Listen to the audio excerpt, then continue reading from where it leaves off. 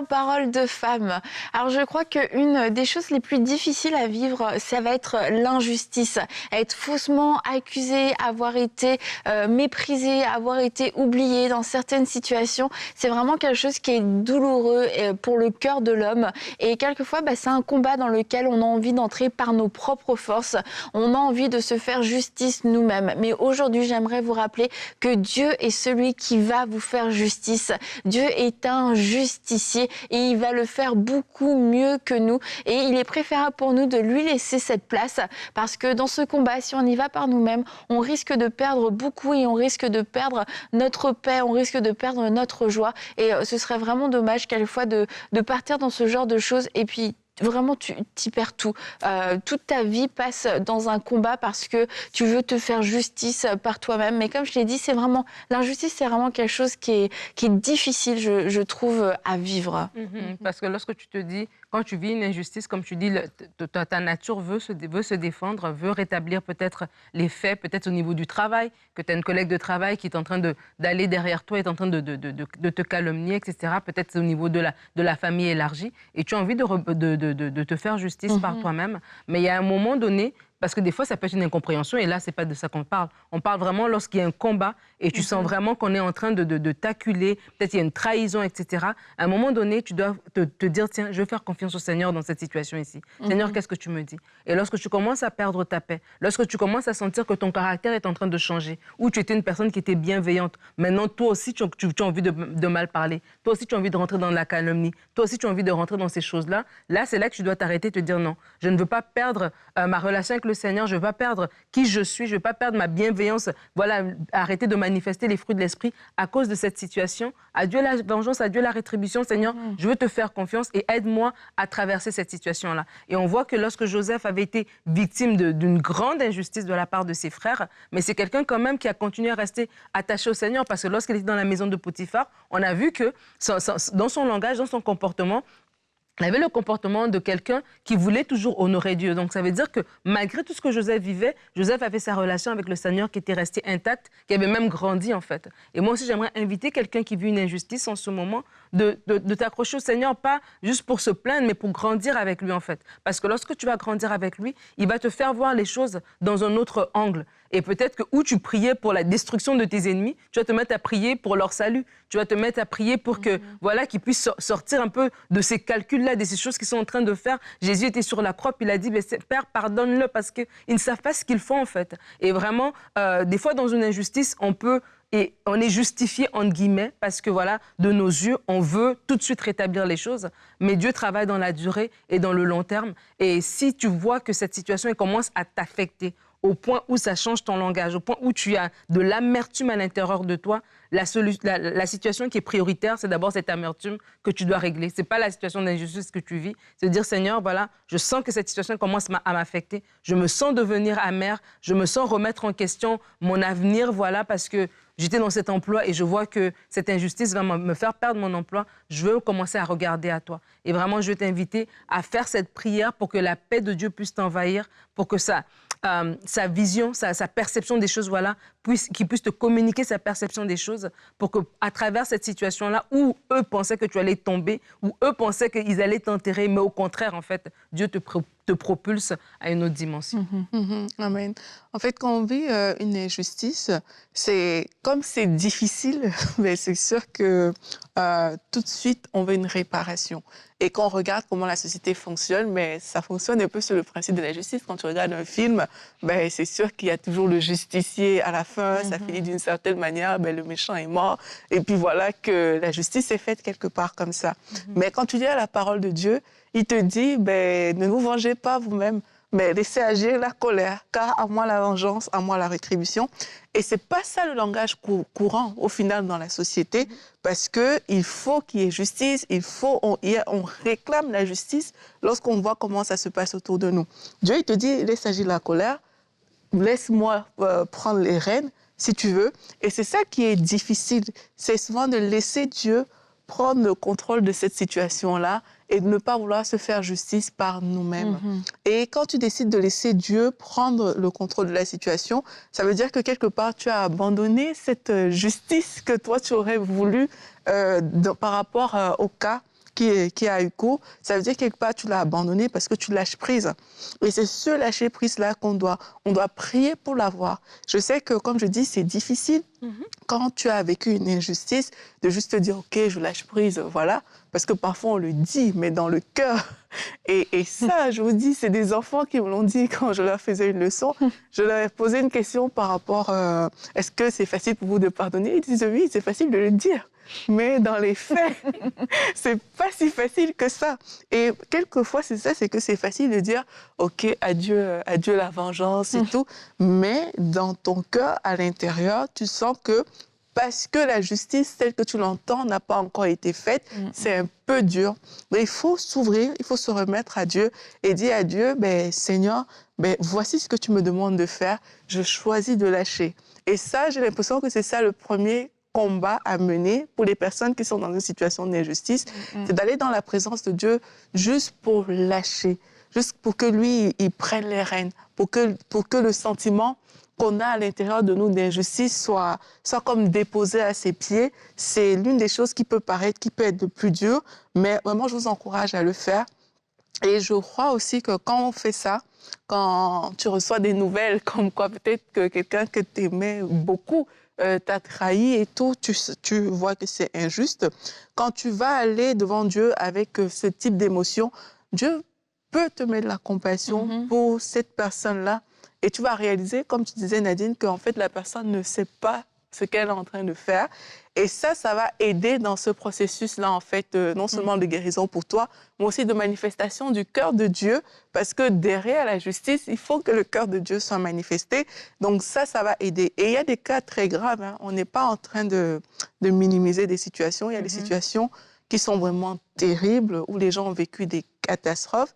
Et oui, ça demande de la justice, comme on veut, mais vraiment aller dans la présence de Dieu pour que ce désir de vengeance soit d'abord déposé et après laisser Dieu faire le reste pour avoir un cœur léger et pour manifester le caractère de Dieu. Oui, la justice divine, elle est juste, c'est vraiment le cas de le dire, elle est juste au-delà des lois aussi, mais au-delà de notre propre sagesse, parce que quand on veut se faire justice, peut-être que pour nous, un tel mériterait d'être puni, mériterait la prison, mériterait ceci, mériterait cela, mais on pense avec ce qu'on connaît de la justice.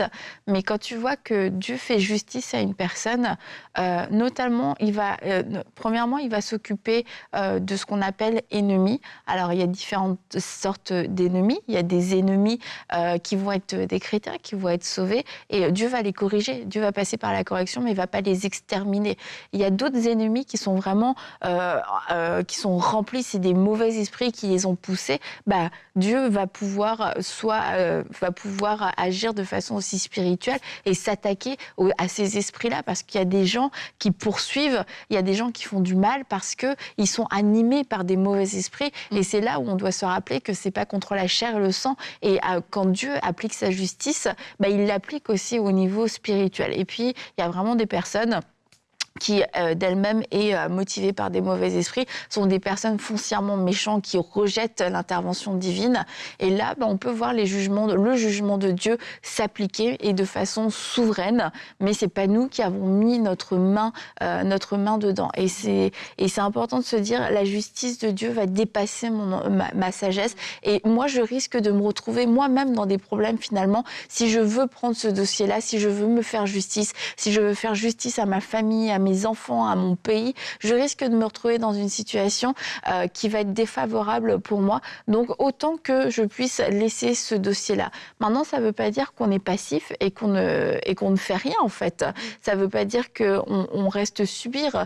Il y a des fois, oui, il faut aller porter plainte. Mais laisser Dieu faire justice, c'est dans notre cœur aussi. C'est de ne pas nourrir d'amertume, de ne pas être en train de mettre en place des plans de vengeance, en parler pour essayer d'exciter la haine à droite et à gauche. Ok, moi je le ferai pas, mais bon, si les autres veulent le faire, c'est dans notre cœur aussi qu'on doit laisser la justice de Dieu s'accomplir. Et c'est un acte de foi, parce que c'est de faire confiance à Dieu, qu'au-delà de tout ce qui peut exister, au-delà de toutes les institutions, c'est Dieu qui va pouvoir agir de façon surnaturelle. Et franchement, il y a tellement d'histoires. Moi, quand j'entends ce genre d'histoires, c'est vraiment des histoires qui, personnellement, me donnent une grande crainte de Dieu. Comme quand, avec Ananias et Saphira, quand tu vois ce qui s'est passé, quand ils ont menti, et la Bible nous dit que, tu vois, il y a une grande crainte a saisi le peuple. Et c'est sûr que quand on entend certaines histoires, moi, je me dis, oh, c'est Dieu qui l'a fait, tu vois, c'était la justice de Dieu, et personne n'aurait pu réussir à mettre en place tout ça. Et tu vois que des personnes ont été prises à leur propre piège, que des gens qui ont fait le mal, qui semblaient impunissables, il y a eu une action souveraine de Dieu, et tu te dis, Dieu l'a fait. Et ça, en tout cas, moi, quand je pense à la justice de Dieu, ça amène aussi la crainte de Dieu dans mon cœur. Et c'est pour ça que je me dis, peu importe du côté où je suis, en fait, je me dis, je veux marcher dans la crainte de Dieu et laisser Dieu faire justice envers moi, mais aussi envers les autres. Ouais, absolument. Deux points. Être du côté de Dieu. Vas-y, premier. Voilà, le premier. En fait, je me rappelais d'une histoire triste que j'avais vue à la télé, d'une dame dont les enfants avaient été abusés. Et alors que la justice des hommes n'avait pas été assez satisfaisante à ses yeux, et elle s'est fait justice elle-même. Et en se faisant justice elle-même, elle a tué le monsieur qui avait abusé ses filles. Elle a été mise en prison parce qu'elle avait tué. Et elle a été mise en prison. Ses enfants qui étaient petits, c'était aux États-Unis. Les enfants qui étaient petits ont été mis. Ils n'avaient plus de maman. Ils ont été mis dans des maisons de jeunes, des foster homes. Ils ont grandi de façon tellement terrible. En fait, toute la famille s'est déchirée, en fait. Et donc, cette femme-là est en prison pendant, je ne sais pas, une trentaine d'années. Et finalement, elle a fini par sortir, mais elle est sortie pour retrouver des enfants complètement déchirés. Des enfants qui ont grandi sans leurs parents, qui ont grandi avec d'autres souffrances qui se sont rajoutées sur cette souffrance-là, en fait, parce qu'elle a voulu se faire justice. Donc, je crois qu'il y a deux volets. Il y a le volet, oui, comme tu disais, s'il y a quelque chose de légal, voilà, faut qu'on se présente. Si on t'a volé ton argent, oui, il y a une plainte. Mais lorsque la justice des hommes ne nous satisfait pas, ne nous prenons pas sur nous la responsabilité de nous faire justice. Mettons-nous du côté de Dieu. J'ai vraiment ce passage, je n'ai pas le verset exact, comment il est dit, mais tu sais, quand Saül est injuste envers David, Saül veut tuer David et tout ça, et à un moment donné, David a la possibilité de lui faire du mal parce qu'il est dans la caverne, mais il va juste couper le bout de son vêtement, et puis il va lui parler au loin, alors que Saül va aller. Et là, Saül dit « Oh, mon fils David !» Non, mais ça fait... Et tu te dis, attends, il va le tuer, puis il a dit « Oh, mon fils !» En tout cas, vraiment... À chaque fois que je dis ça, je dis « Ah, l'hypocrisie !» Mais tu vois que David, il est resté tranquille, en fait, et David lui a dit « Mais pourquoi tu m'en veux? Je n'ai rien fait. » Et là, Saül lui dit « Non, et tout. » Et là, David va lui dire une parole. Si moi, vraiment, Dieu est dans cette histoire-là, je paraphrase parce que le verset n'est pas clair dans mon esprit en ce moment, mais en fait, l'idée, c'était que David est en train de lui dire, si vraiment, Dieu voit mon cœur, j'ai vraiment rien contre toi, j'ai pas de problème avec toi, Dieu lui-même va régler cette situation-là. Et on va voir comment l'histoire va continuer, que Saül finira par mourir sur le champ de bataille, que David finira par être miroir. Et vraiment aussi, j'ai envie d'inviter les gens, des fois, tu vis une injustice, où le diable veut t'attirer à aller sur son terrain pour que vous échangez, tu vois, un peu. Le diable voulait attirer le cœur de David à se faire justice lui-même et puis on règle ça tout de suite.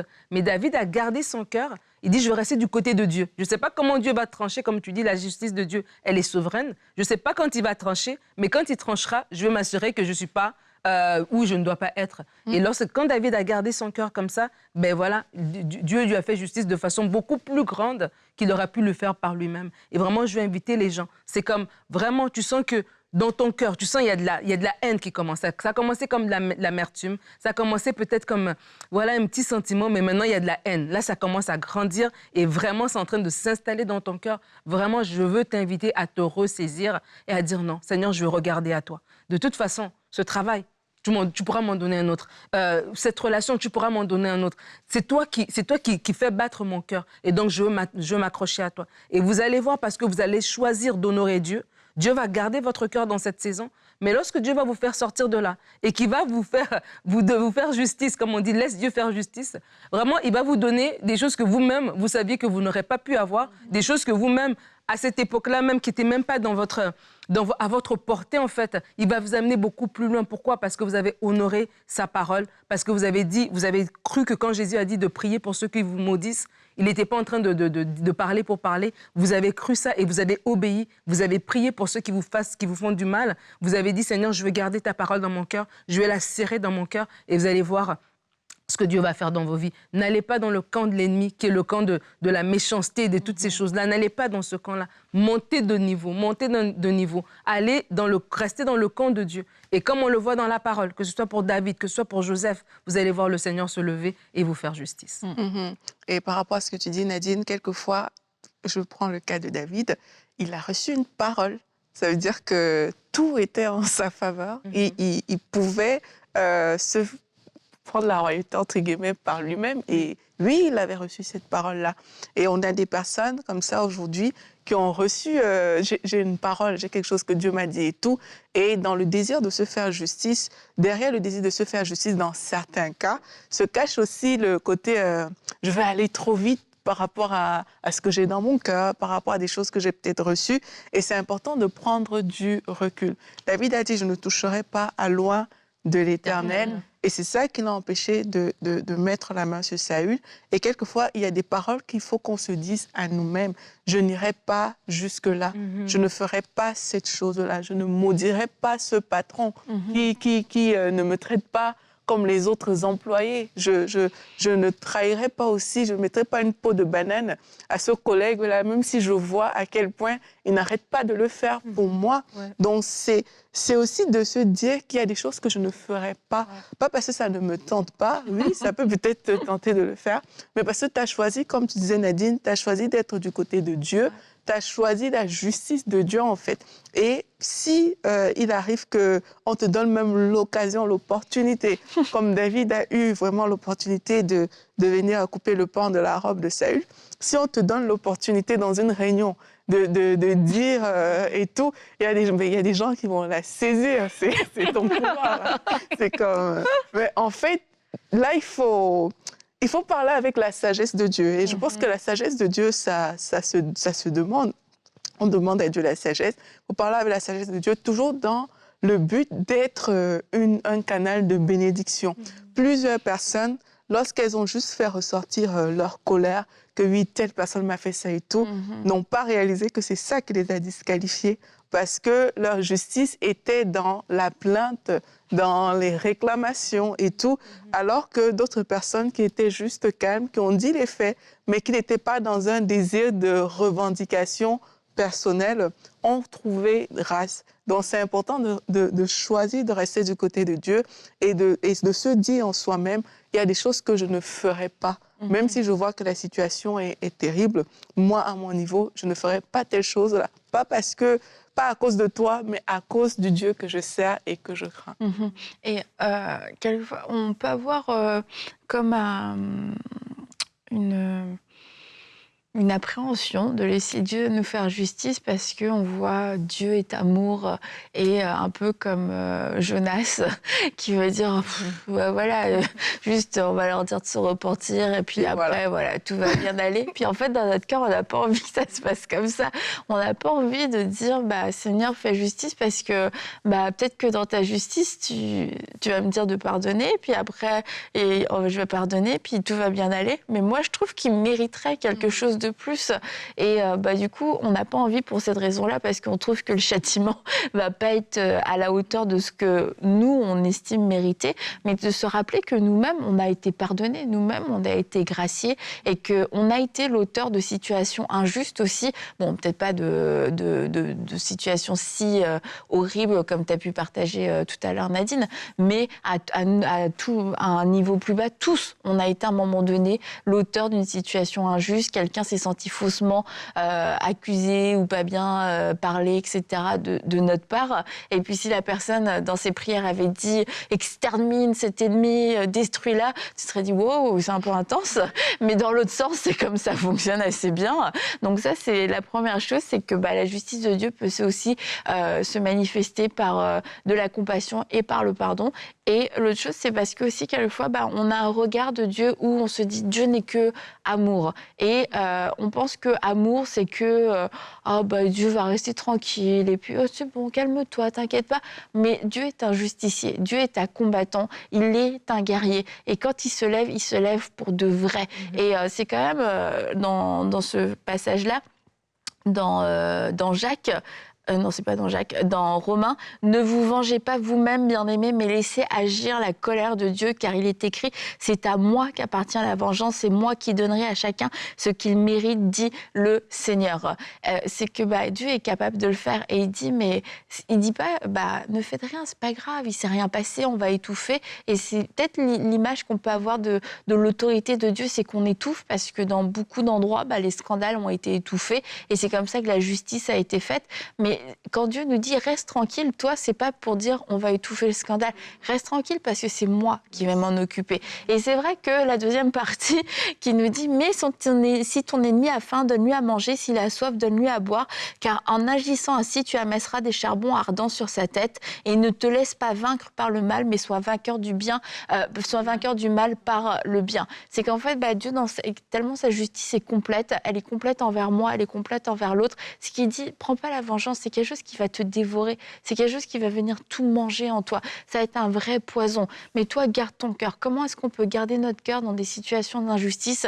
C'est en continuant de faire le bien, mais c'est en laissant Dieu prendre ce dossier de la vengeance et de dire, OK, il est capable de le faire et je dois faire confiance à Dieu, qu'il ne va pas faire comme j'ai déjà vu, peut-être dans ma famille où on a étouffé, on n'a pas voulu m'entendre, on n'a pas voulu savoir, on m'a dit non, je ne dis rien, ça va faire des problèmes. Dieu n'a pas peur des conséquences. Dieu prend sa responsabilité, mais il nous dit dans cette justice, prends ta responsabilité. Ta responsabilité, c'est de garder ton cœur et de vaincre le mal en faisant le bien. Et c'est là où, pour nous, ça peut être un peu plus difficile.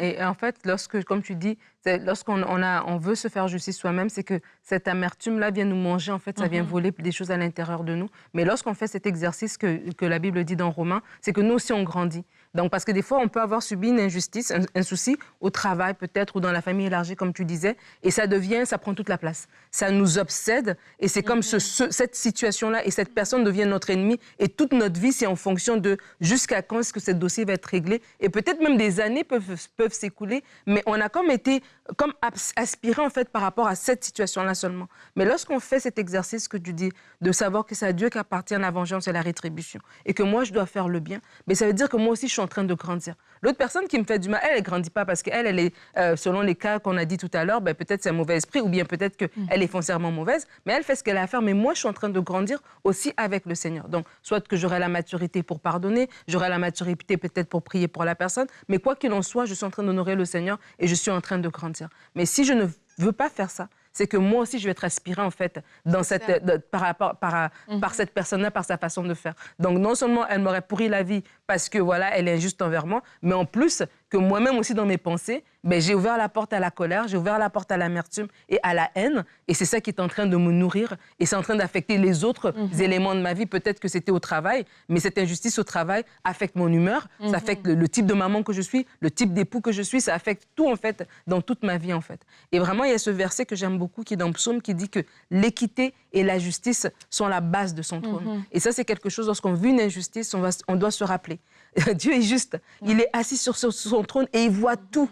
Et l'équité et la justice sont la base de son trône. Comme tu dis, il n'est pas pour couvrir, il n'est pas en train d'étouffer, en train de faire comme si, voilà, comme David qui a vu de l'injustice dans sa maison et qui n'a rien dit. Non, il n'est pas comme ça.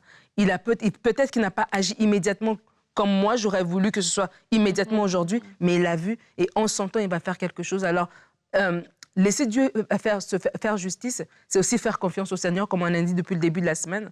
C'est faire confiance à son cœur, à son caractère, à savoir que ce qu'il a pour nous est encore mieux. Et la décision qu'il va prendre va me bénéficier encore beaucoup plus que ce que moi, je peux penser à l'instant T, en fait.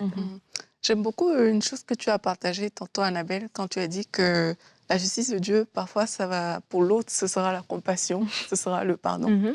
Et je crois que c'est souvent à ce niveau-là qu'on a du mal à l'accepter. Et comme tu dis, Nadine, c'est laisser Dieu faire justice, c'est que c'est à toi que ça va bénéficier.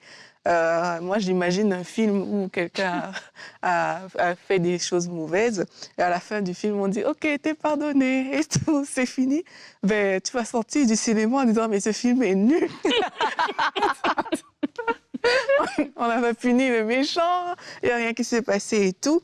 Mais ça me fait penser que, en fait, c'est une décision aussi de lâcher prise. Quand on dit qu'on parle de la justice de Dieu, c'est vraiment un lâcher prise. C'est que l'issue finale ne t'appartient plus. Ça ne relève plus de toi et de ta personne. Toi, tu acceptes la volonté de Dieu dans la situation et tu es OK avec ça. Et ça montre aussi un niveau de maturité quand même important parce que ça veut dire que ton niveau de confiance en Dieu par rapport au fait qu'il règle tes situations, par rapport au fait qu'il agisse, a vraiment grandi en fait. Et on doit aspirer à grandir, et y compris dans tous les domaines de notre vie, on doit aspirer à grandir, y compris dans ce domaine de la justice-là, de dire quelqu'un peut m'avoir fait du mal aujourd'hui, mais Dieu, vraiment, dans sa souveraineté, n'est pas obligé, comme tu as dit à la belle, d'exterminer la personne. Dieu peut... c'est comme, ça peut juste être le pardon. Ça peut être que, ah, Seigneur, cette personne, lui, elle sait pas ce qu'elle fait et tu la relèves. Ça peut être que tu la bénisses. Ça peut être tellement de belles choses qui sortent de là. Et ça, c'est quelque chose, en tout cas, qui me marque par rapport à l'émission qu'on est en train de faire. C'est quelque chose que je me dis, mais quand tu fais assez confiance à Dieu, quand tu lâches prise au point que Dieu peut agir de cette sorte-là et que toi, tu es juste reconnaissante parce que Dieu a fait quelque chose, qui a fait quelque chose de bon, mais pour moi, c'est un grand signe de maturité aussi. Bravo Aurélie, tu as fait un grand signe de maturité. Et tu voulais ajouter quelque chose? Non, parce que, attends, j'ai perdu mon... Ah oui, c'est que la vie peut sembler longue sur Terre quand on est en quête de cette justice-là. On a envie d'avoir une réponse immédiate, mais peut-être que ça va vous décevoir, mais il y a aussi des actes, des actions de justice qui se feront, qui seront clairs au niveau de l'éternité. Et il y a un grand tribunal, et ce grand tribunal, c'est pas ici qu'on va le vivre. Et c'est de se dire, je dis pas que... Encore une fois, je ne dis pas qu'il faut rester passif et puis attendre que tout se passe après, plus tard, mais il y a des choses, Dieu va s'en occuper lui-même et peut-être que ce sera juste au dernier jour, ce sera au dernier moment, ce sera peut-être malheureusement aussi une question d'éternité pour une personne. Et la Bible nous encourage à ne pas envier, ne pas regarder le méchant avec envie en se disant pour lui tout va bien. Franchement, nous on a si vous avez cette assurance que vous avez fait la paix avec le Seigneur, que vous n'avez pas d'amertume, que vous avez pardonné, que vous avez relâché, vous avez l'assurance aussi de la vie éternelle. Et c'est une grande récompense déjà dans cette vie, en se disant, peu importe ce qui arrive, de toute façon, j'ai cette assurance de la vie éternelle. Et sachez que ce n'est pas le cas de tout le monde. Et il y a peut-être des gens qui se sont moqués de Dieu, qui se sont moqués du nom de Jésus, qui ont été injustes, qui ont persécuté dans cette vie, et puis qu'aujourd'hui, on a l'impression qu'ils vivent la belle vie, que tout leur réussit, qu'ils puissent passer à travers toutes les lois, qu'avec leur argent, ils peuvent tout acheter. Mais il y a des choses qui ne s'achètent pas et le salut ne pourra pas s'acheter. Il y aura des actions, je vous assure, il y aura des actions. Plusieurs auront à rendre compte de ces actions au moment de leur mort, à leur dernier souffle. Et dans ces cas-là, il y aura plus rien à ce moment-là pour les sauver parce que l'argent, les connaissances, la corruption, il n'y aura plus rien qui tiendra à ce jour du jugement. Donc on ne se réjouit pas pour ce genre de choses. On ne cherche pas à ce que les gens ne soient pas sauvés en se disant tant mieux qu'ils aillent en enfer, mais sachez que oui, il y aura un jour de jugement et le juste jugement de Dieu s'appliquera. Alors ne perdez pas votre temps à essayer de vous faire vengeance dans cette vie, ne perdez pas votre vie, ne passez pas dans le côté des méchants, je dirais, du côté du diable en tombant dans ses pratiques, dans ses tactiques. Gardez votre cœur et soyez vainqueurs du mal en faisant le bien parce que vous allez pouvoir continuer de vivre votre vie et ne pas vous faire voler. À lui appartient la vengeance. Donc on va laisser à Dieu ce dossier-là et on va se retrouver demain pour une prochaine émission de Paroles de Femmes.